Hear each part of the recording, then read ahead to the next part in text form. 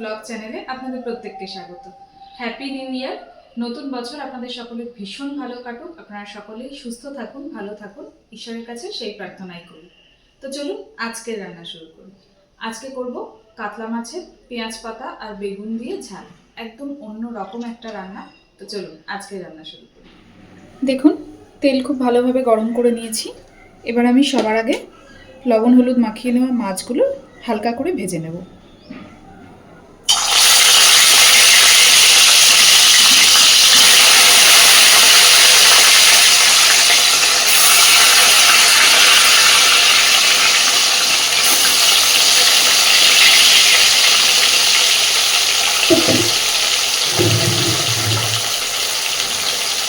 খুব বেশি কড়া করে মাছ ভাজবো না,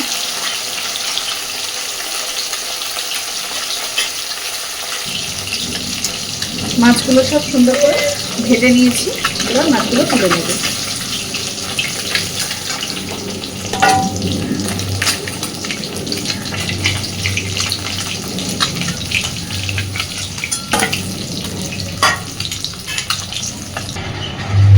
এই তেলেই এবার আমি বড় বড় করে বেগুন কেটে, বেগুনটাকেও লবণ হলুদ মাখিয়ে রেখেছিলাম, সেই বেগুনগুলো ভেজে নেব।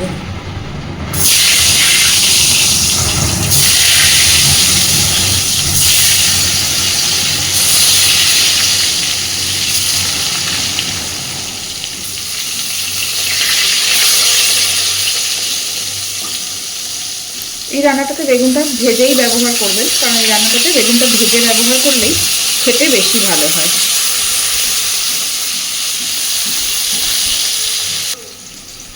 দেখুন আমি বেগুনগুলোকেও হালকা করে ভেজে নিয়েছি, খুব বেশি কড়া করে ভাজিনি, কারণ যেহেতু বেগুন সিদ্ধ হতে সময় নেয় না। এবার বেগুনগুলো তুলে নেব সব। এইবার ওই তেলের মধ্যেই সামান্য আর একটু তেল দিচ্ছি। এই রান্নাটা কিন্তু একটু তেলটা বেশিই দিতে হয়।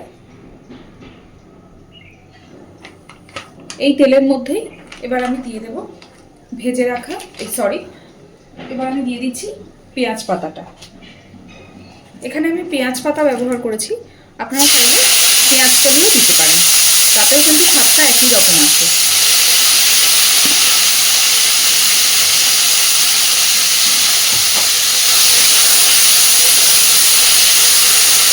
গ্যাসের ফ্লেমটাকে একদম কমিয়ে দিলাম, কারণ গ্যাসটা বাড়ানো ছিল।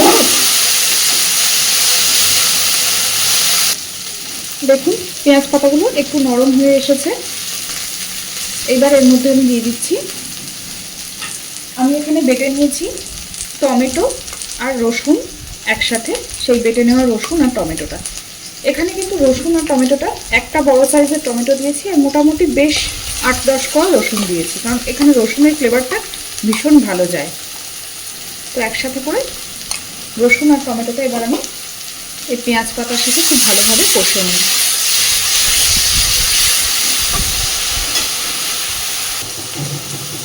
মশলাটা যাতে পুড়ে না যায় আমি অল্প একটু জল দিচ্ছি।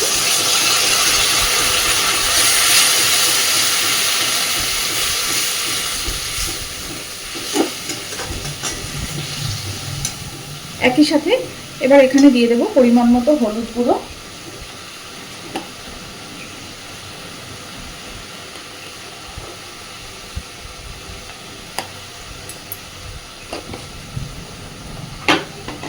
দিচ্ছি লবণ। লবণটা একটু বুঝে দিচ্ছি, কারণ বেগুন ভাজার সময়ও লবণ দিয়েছি, মাছ তো লবণ দিয়েই ভাজা।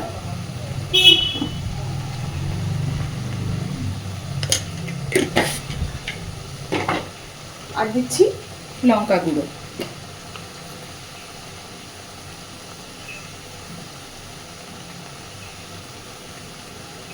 ব্যাস, আজকের রান্নার মশলা কিন্তু আমাদের দেওয়া কমপ্লিট।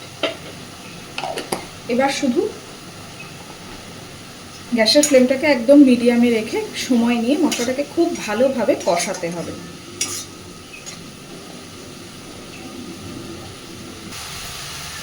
দেখুন আমি খুব সুন্দর করে মিনিট 5 সময় ধরে মশলাটা কষে নিয়েছি। মশলা থেকে কিন্তু পুরোপুরি তেল ছেড়ে দিয়েছে, আর রসুনের কাঁচা গন্ধটাও চলে গেছে। তো এইবার এর মধ্যে আমি ভেজে রাখা বেগুনগুলো দিয়ে দিচ্ছি।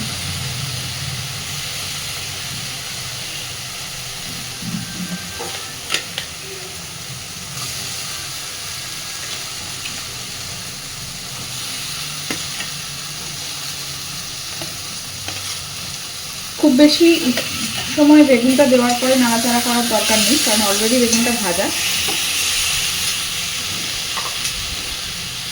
বেগুনটা দিয়ে হালকা হাতে একটু নাড়াচাড়া করে দিয়ে দিচ্ছি জল।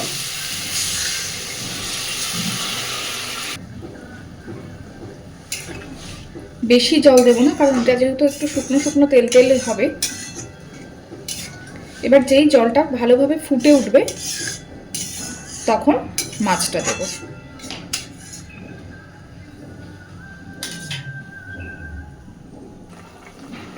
দেখুন সুন্দরভাবে ফুটতে শুরু করেছে। এবার আমি দিয়ে দিচ্ছি ভেজে রাখা মাছগুলো।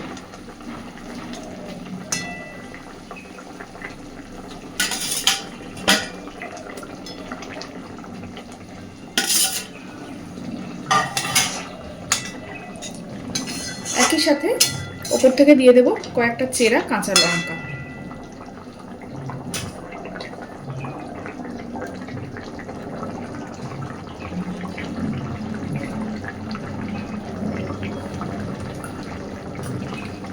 এইবার গ্যাসের ফ্লেমটাকে মিডিয়ামে রেখে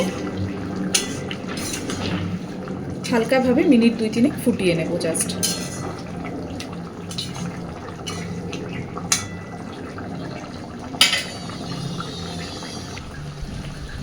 দেখুন বেগুন কাতলার ঝাল কিন্তু একদম রেডি। আস্তে আস্তে পুরোই তেল বেরোতে শুরু করেছে। এইবার আমি গ্যাসের ফ্লেমটা অফ করে দিচ্ছি। আমি আপনাদের সকলের কাছে অনুরোধ করব এই রান্নাটা অবশ্যই একবার বাড়িতে এইভাবে ট্রাই করে দেখবেন। গরম ভাত, পোলাও সব কিছুর সাথেই কিন্তু রান্নাটা অসম্ভব ভালো যায়।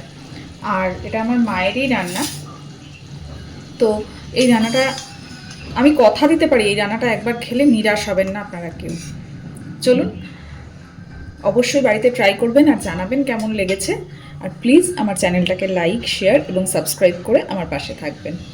অসংখ্য ধন্যবাদ।